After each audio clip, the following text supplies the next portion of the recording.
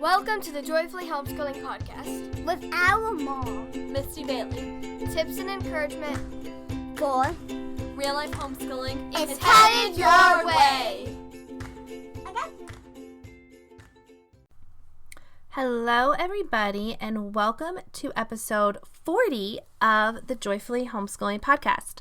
I am Misty Bailey, blogger at Joy in the Journey and podcaster here at Joyfully Homeschooling. Today's Fess Up Friday interview is with Yvette Hampton. Yvette is a producer and writer known for Schoolhouse Rocked, the homeschool revolution. Yvette has been homeschooling for 8 years and is passionate about encouraging homeschool parents. In today's episode, we chat about Yvette's upcoming production, Schoolhouse Rocked, but she also lets us in on some of her homeschool struggles and fears. Yvette struggled early on with feeling inadequate to homeschool, but through the years, she has decided to embrace the idea of slowing it down and taking it easy. I can't wait to share this episode with you all. So let's dive on in to my chat with Yvette. Podcast sponsors make the Joyfully Homeschooling Podcast possible. So let's take a moment and thank one of this season's sponsors, Knotgrass History. You really want to be a good parent. Not just a good regular parent, a good homeschool parent. But it's so hard sometimes. We have so many things to think about, so many plates spinning, so many demands and responsibilities. It is easy to feel overwhelmed. Helping your child understand history should not be one more burden. The solution could be Knotgrass History. Knotgrass History makes it super simple to teach more than one age range at a time. They offer workbooks for younger and older children. The textbooks can be read independently or out loud. The family projects are created with the whole family in mind. Knotgrass History gives families the option to put their children together or apart. This has changed the way we do history. Visit knotgrass.com to learn more about all of the amazing history programs that they offer. Now, on to the podcast. Hello, everybody. It is Misty, blogger at Joy in the Journey and podcaster here at Joyfully Homeschooling. Today's Fess Up Friday interview is with Yvette Hampton, who is in the process of making a documentary all about homeschooling called Schoolhouse Rocked. How are you, Yvette? I'm great. How are you, Misty? I am wonderful. Did I say your name right? I always worry about that. It's actually Yvette, is how you pronounce it, but I'll answer to Yvette. So yes, that is fine. Okay. Well, now I know. So today we're going to talk about homeschool joys and struggles and fears. But before we get started, can you tell everybody a little bit about you and your family's homeschool? Yeah, absolutely. My husband and I are homeschool mom and dad to our two amazing daughters. We have Brooklyn, who's 12. She's going to be 13 next month. And Lacey just turned 8. And we are in our 8th year of homeschooling and loving it. We absolutely love homeschooling and everything about it. Well, most everything about it. Yeah. There, of course, are always struggles with anything, but we truly love the opportunity and the freedom that we have to be able to home educate our girls. And and we're making a movie about it. So we love it enough that we want others to come along on this road of homeschooling with us. And so we are filming a documentary called Schoolhouse Rocked. But we can talk about that later. Yeah, so that sounds fun. So you've been homeschooling for 8 years. So you guys have pretty much always homeschooled then. We have, yes. We started homeschooling when Brooklyn was going into kindergarten. We were one of those families who said we would never, ever, ever, ever, ever homeschool our kids. Yeah. We had so many misconceptions about what homeschooling was and what we thought that it was and what it looked like, and just all the negative stereotypes that, people think. And so we said we'd never do it. And then it came time to put our daughter in kindergarten. And I always thought I would go back to work in order to be able to pay for her to go to private school. And God, in his perfect plan, allowed me to get pregnant that year right before Brooklyn was going into kindergarten. And so I was pregnant and couldn't homeschool. Couldn't work so that she could go to private school. So we thought, well, I guess we'll homeschool. It's kind of our only option because now I've got a newborn at home and I'm not able to work, and the public schools in our area were not a good option for us. And so we begrudgingly jumped on this homeschool wagon. But what happened was we went to our first homeschool convention that summer before, and it completely changed everything. Oh, wow. So you did a convention before you homeschooled and it didn't completely overwhelm you? It did completely overwhelm us. The reason we went was because we had some really good friends who invited us to go. And it was kind of funny, actually. I remember standing in Trader Joe's with her, and we had talked about homeschooling, and we had kind of decided that we thought this is what we were going to do. And then she said, you guys need to just come to this Chia convention with us. It was in California. And I was like, you guys have a convention for homeschoolers? You're really weird. Y'all drive your minivans over there. And, and so we went to the convention, and it was free that year because if your child was not yet 5 years old, you could attend for free. And we thought, well, it's free. What do we have to lose? We get to go hang out with some friends. And we went, and Rick Green from Wall Builders was the keynote speaker that year. And we went to a bunch of amazing sessions, and it was just a game changer. We walked away from that convention completely with our eyes opened. It was literally like the scales had fallen off of our eyes. And we said, this homeschooling thing is not at all what we thought it was. And this is great for our family. And this is what we're going to do from now on. And so ever since then, we've never, ever regretted our decision to homeschool. Oh, I love that, because so many people would be overwhelmed before even starting at homeschool conventions. I love your story is different. That's interesting. Yeah. Thanks for sharing that with us. Sure. Okay. So Yvette, I think I got it right that time. You did. We are going to jump in, and I'm going to ask you 4 questions all about your homeschool joys, struggles, and fears. So are you ready? Okay. I'm ready. Okay. So the first question is, what is one struggle or fear you have had regarding homeschooling? I love these questions because, like I told you, I didn't think through them beforehand. So I can give you real genuine answers. I would say probably my biggest struggle for sure was that I felt very inadequate. I did not like school as a kid. It was very difficult for me. I did not learn quickly or easily. I really struggled through the academic part of school and really only went to school for the social aspect of it. And I only kept my grades high enough that I could still be a cheerleader and play soccer and do the extracurricular activities that I wanted to do. But I think at my school, I had to have a 2.5 GPA to do that. And so I literally kept my grades at a 2.5. But I hated the academic part of school. Somewhere along the line, I just felt like the bottom fell out from underneath me and I never could catch up. And so the ironic thing about that is I thought, well, I hate school, so I don't ever want to homeschool my kids.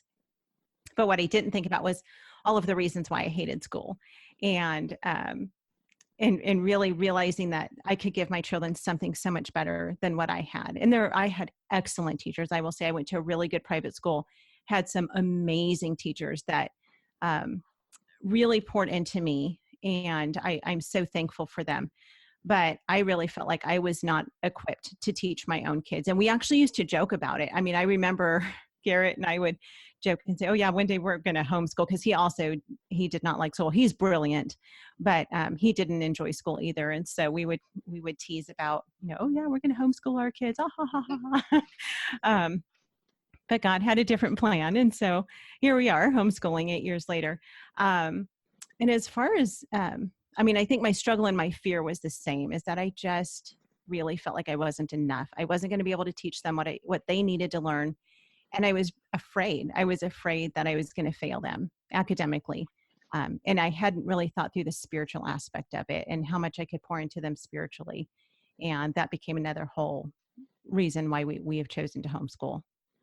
I think it's funny because we really don't have a sense, or we have such a misconception of academics and what academics are. And then you homeschool and you see this whole other side of it, and you see that there's so much more than the books or the tests or the public school's idea of education. Oh, yeah. So I love that. And you are actually the first person to say that, because I think it's so funny. It's what I love about this podcast and the questions is everybody's answers are so different. And yeah, I love that. That is definitely something I think a lot of us struggle with. So yeah. Okay. All right. So the next question is, how did you overcome that fear? Or is it something you still struggle with, particularly as your oldest enters high school? So how are you working on that, or how did you overcome it? Sure. Yeah. My oldest is in 7th grade this year. If you want to label her with a grade, sometimes I have to think about like, what grade are you supposed to be in this year? Because we don't do the traditional, okay, we're in 7th grade curriculum this year. But I can honestly say it has been the Lord working in my heart and in my husband's heart. And what we really came to realize pretty early on, and really starting with, I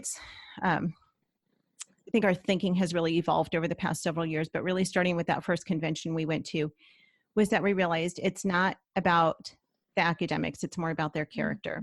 When our girls come face to face with the Lord, He's not going to ask them, how did you do in math? What kind of GPA did you have? What kind of college did you get into? What kind of career did you have? How much money did you make? What kind of house did you have? What kind of car did you drive? He doesn't care about those things. He cares about their character and about what they're doing for His kingdom and how they're impacting His kingdom. And so taking that and then looking at all of their academics in accordance with that is really what has changed it and help us to kind of overcome that fear.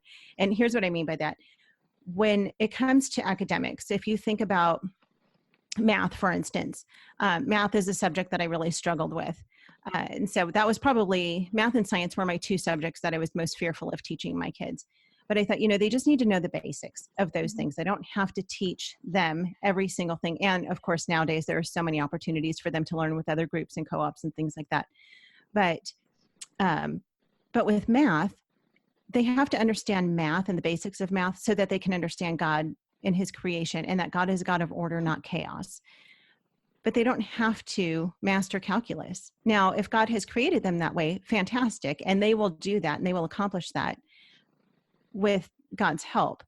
But they just need to understand math. They need to understand science and the basics of science, because they need to understand God and His creation and Him as creator. And when they understand the basics of science and how our world works together, they understand their creator so much better. And history, the same way, when they understand history and God created everything. And from the beginning, it's all His story. And when they understand that, they understand God better and how He's worked and moved throughout, the ages. And so really taking the academics and using everything that we teach them to point them back to Him has really kind of taken the stress and the burden off of us, of feeling like they have to master everything. Because who says that they have to master, every kid has to get straight A's in everything. Every kid has to be a mathematician and a historian and a scientist and all the, and a writer and an author. No, nowhere does it say that. God actually gives each one of us individual gifts and abilities and talents so that we can impact His kingdom. And so for us, it really became okay, let's teach them what they need to know so that they can impact the kingdom of God and understand the creator better. And there are enough co-ops and resources for them to learn the things that I don't feel like I'm comfortable teaching them.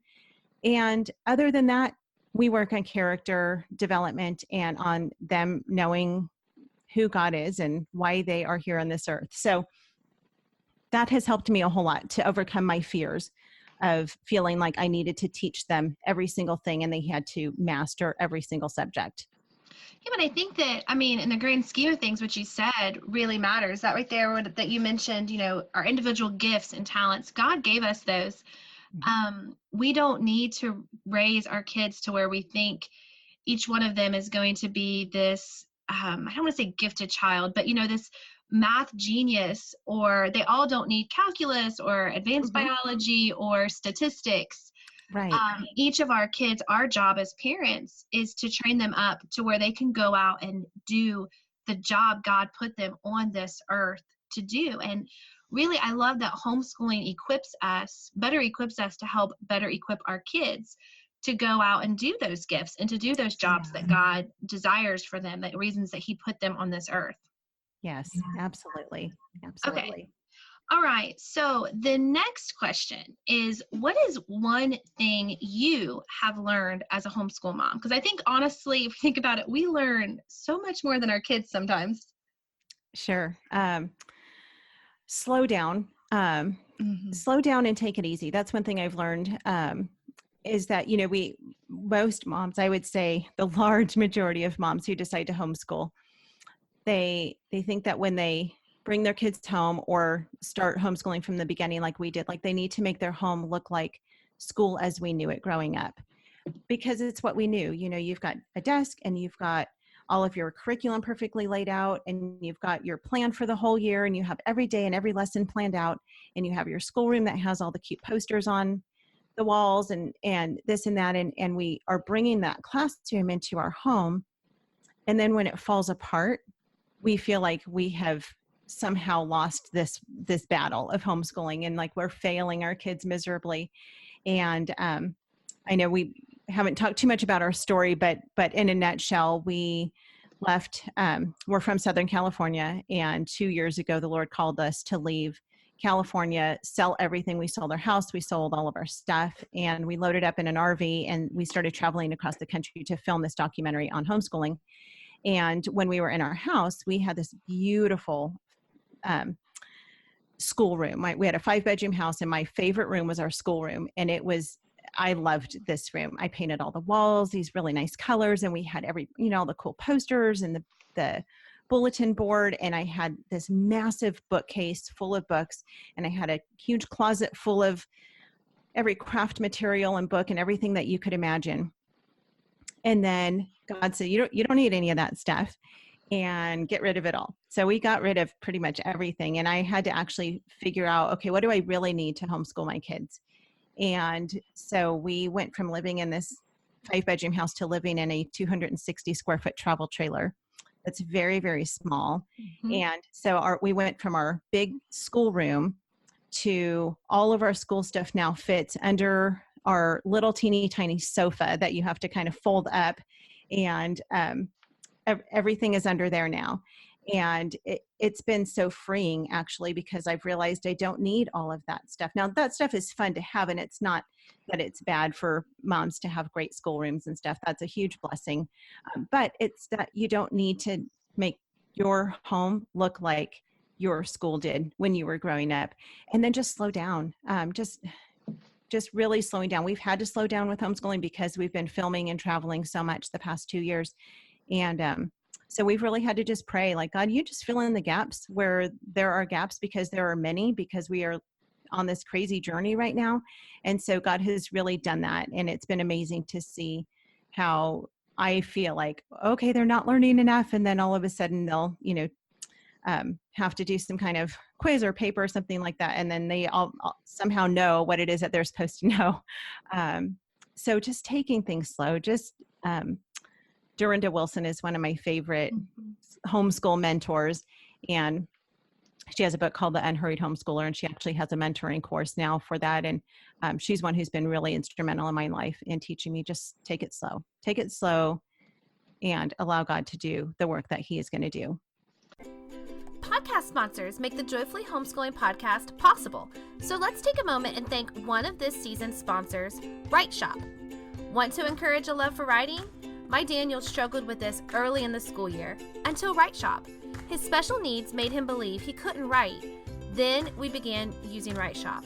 Now I've realized that investing in resources and providing our children with high-quality programs and curriculum like Write Shop is just one more way we can encourage a love of writing in our children, no matter their age or ability. Write Shop not only teaches students how to write, it shows parents how to teach, filling in the gaps parents like me often find in other writing programs. Write Shop features detailed lesson plans and schedules, grading and editing rubrics, easy to follow student instructions, graphic organizers, and more. Go to writeshop.com to find your perfect fit in a writing curriculum. P.S.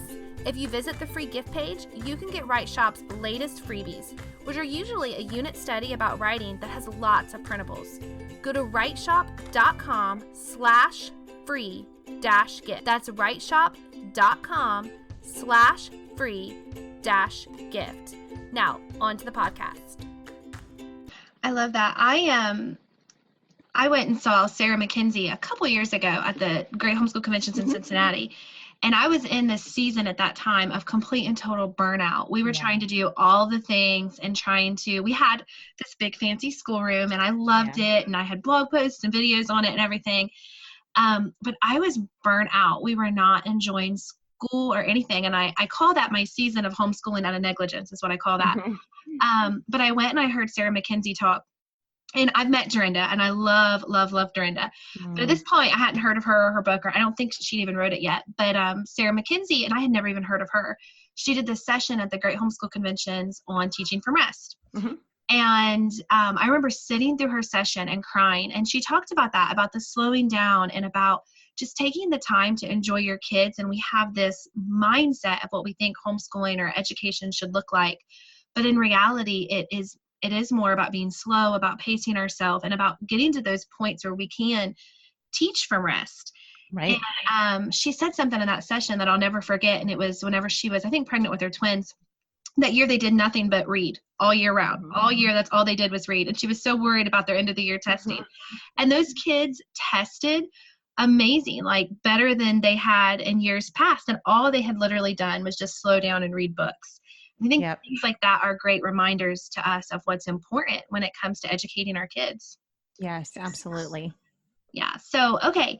The last question is, how do you find joy in your homeschool day?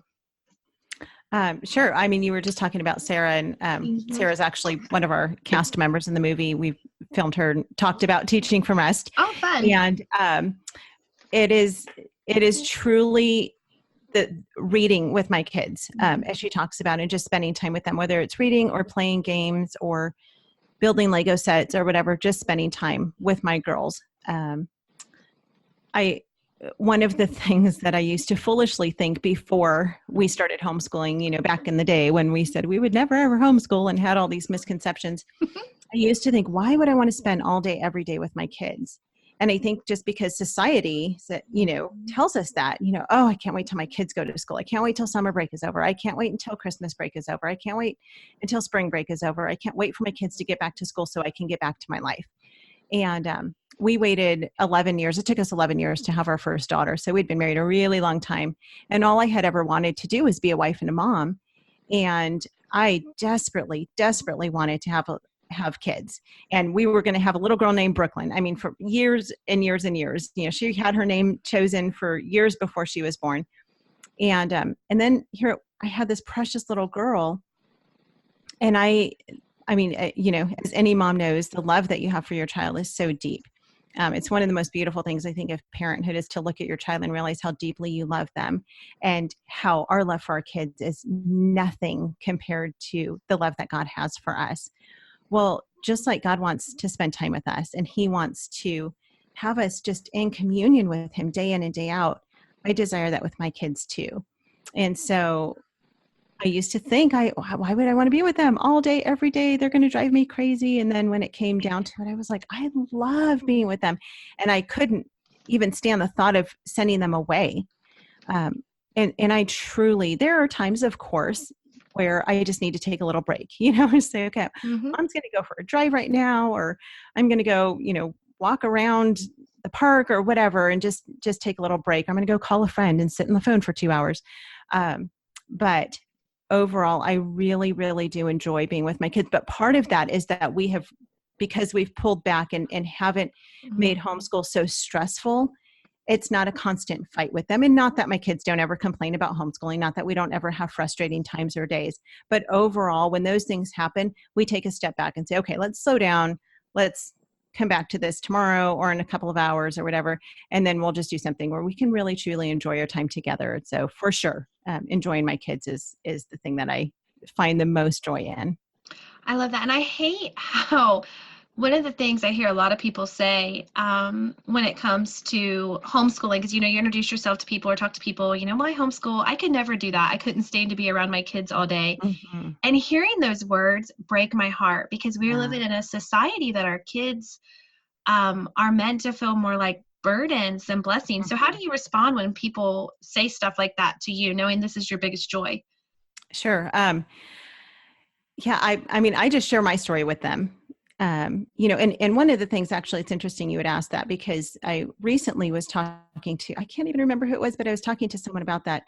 And I said, I think most parents who have their kids in school all day and they say, I could never stand to be with my kids all day. It's because you're not with your kids all day, and because your kids are being trained by someone else who's not you. And it doesn't mean that my kids obey all the time and that I'm always the most patient mom. But because my kids are with me all day, every day, my husband and I are he works from home too, of course. And so we together, we're able to be the ones who train their hearts and who pour into them and who develop those character traits in them that we feel like God has called us to. And therefore we can enjoy them because we're training them the way that we believe God has called us to train them. But when you send them off for 35 hours a week to have someone else train their hearts, and then you see them on the evenings and the weekends, well, of course they're going to drive you crazy. You're not training them. You're allowing someone else to do so. And so I really think that parents who do that, once they bring their kids home, they quickly can realize, oh, I can actually train my kids myself, and I can really enjoy who they are as people. Yeah, it's like nobody learns how to be together anymore. Same way with the siblings. When you're together, Right. when you're homeschooling, you're really cultivating those family relationships. And I think overall, the tone of your home is just so much better. So that's just my personal opinion. Yes, I agree. Yeah. Okay. Well, Yvette, this has been so much fun. Thank you for chatting with me. Sure. I want you to take some time to tell everybody where they can find you, and then also share a little bit about your documentary. I was watching some of the trailers because you and I met at the 2-1 conference a couple years ago. At that point, I think you had just started recording the Schoolhouse Rocked, right? And so I was catching in on some of the videos and stuff, the trailers in preparation for our talk, and it looks like it is going to be awesome. You have some big names that you're talking to too. So can you share a little bit about that with us? Sure. If people want to check out what we're doing, schoolhouserocked.com, ROCKED, schoolhouserocked.com. My husband is, he is a movie industry veteran. He worked in the Hollywood film industry for many, many years, worked in the music industry before that. And about 2 years ago, like I said, God called us out to travel the country and film this documentary. And when we started, we didn't really know a whole lot of, we knew of people, but we didn't know them personally. And we just prayed, Lord, if this is what you want us to do, you're going to have to open the doors for us to get these interviews. And he did. And so he has just blessed us beyond measure with being able to interview a lot of people that we really felt like were important for the movie. So we've interviewed Heidi St. John and Israel Wayne and Andrew Pudewa and Dr. Christopher Perrin, Ken Ham, Sarah McKenzie, Pam Barnhill, Colleen Kessler, Sam Sorbo. That's just a few of the people, but in addition to those expert types, a lot of those people are conference speakers and authors and things like that. In addition to those, we've actually interviewed a lot of families, just regular families like you and I, who are in the thick of it day in and day out, and those who have just started their homeschool journey to those who have graduated all of their kids, and really those families in between, just to get a really realistic view of what homeschooling is. And so the whole purpose of the film is to really break down all of the misconceptions and negative stereotypes that people have of homeschooling. It's no secret that the public school system right now is in absolute peril and disaster. Parents are afraid to send their kids to school. If it's not school shootings, it's the transgender movement, and it's the boys are able to go in the girls' locker rooms and girls are able to go in the boys' locker rooms. And it is unbelievable, the things that are happening in our school system right now. And, they're being taught that everything that is contrary to God's word is truth, and that God's word, which is truth, is bad. And if you believe in God, you're a bully. And it's amazing. And so we really wanted to encourage parents who don't know what to do with their kids and who are hearing about this homeschool thing. We wanted to give them a tool to be able to say, oh, so this is really what homeschooling is. And then we also wanted to encourage those parents who are in the thick of it right now and just say, just stick with it. It's going to be worth it. If you're tired, slow down. If you're overwhelmed and frustrated, take a step back, find a mentor, find a co-op. there are so many resources out there to help you. And so we talk about those things. We don't promote a specific curriculum or method of homeschooling. We promote homeschooling.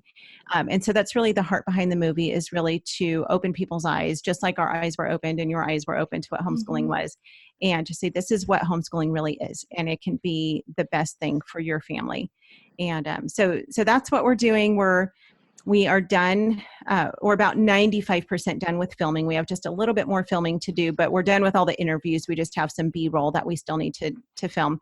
And so we're now moving into post-production, or we're in post-production actually. So Garrett is actually in the process of pulling the movie together and editing all the amazing interviews that we have. We have what's called the Backstage Pass on the website, where people can go, and eventually all of the full interviews will be on the Backstage Pass, so people can have access to see the full, so Heidi St. John, I mean, her interview was about an hour and a half, but we obviously can't do an hour and a half of Heidi St. John. So you could, I would buy it. No, I would buy it too. So her full interview is up on the website now. And so we'll do that with all of our cast members, whether they're, the speaker author type, or the, just amazing families that we've interviewed. So we have that. And then we have a podcast as well. So the Schoolhouse Rocked podcast is another great way for people to get encouragement. So our whole goal is to encourage and equip people to homeschool. We are planning to be in theaters. We're planning to release the movie in theaters, hopefully next summer of 2019. And so that's what we're working on right now. And it's been exciting. And we're just excited to see what God is doing with it. Yeah, I think it's going to be an amazing resource that we can give to those moms who maybe come and ask us questions about homeschooling, but also, like you said, just to encourage those moms who are in the thick of it, because homeschooling is hard, but it is so worth it. And I wish more people realize that, you don't have to throw in the towel when the times get hard, or you don't have to not even start because you're afraid. You have these fears and these struggles. So absolutely. I love that. Yeah. And we want to be able to give it as a resource too, to people who have, those naysayers in their life, because everyone has them, whether it's their parents, or maybe it's the husband, maybe mom wants to homeschool, but the husband is saying no. And we're glad that we were on the other side of that fence, because we understand why people have all the negative stereotypes. And so we want to give them a resource to be able to hand to their neighbor or their parents or their husband, or maybe the husband wants to give it to his wife and just say, here, watch this, and you'll understand why it is that we want to homeschool. I did that with indoctrination, because my husband was against homeschooling whenever God first started laying it on my heart. And so somebody had told me about the movie Indoctrination. I totally bought it and handed it to him. I'm like, hey, let's watch this together. Yeah, it slowly changed his mind.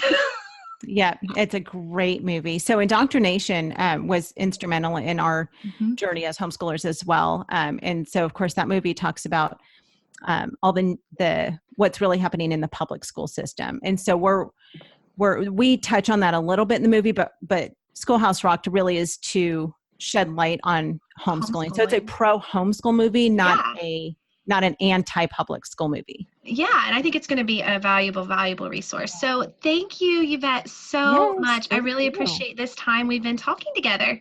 Thank you so much for having me on. It's been so fun. Yeah, and everybody be sure to go to schoolhouserocked.com and check out all that they have to offer. Thanks, Yvette. Have a great day. Thanks, Misty. You too. Bye-bye. Bye. So, what did you all think? I cannot wait until Schoolhouse Rocked comes out. I know it is going to be a valuable resource for homeschooling families. One thing that stands out to me is when she talks about the importance of character over academics in our homeschool. The kingdom matters. Sharing the story of God with our children and encouraging them to embrace their individual gifts and talents matter. We worry so much about academics, but in the long run, I'm not sure that when they learn to read or whether or not they mastered algebra really matters. Ladies, I hope this episode encouraged you, and I hope you head over to Schoolhouse Rocked and learn more about what Yvette and her husband is doing.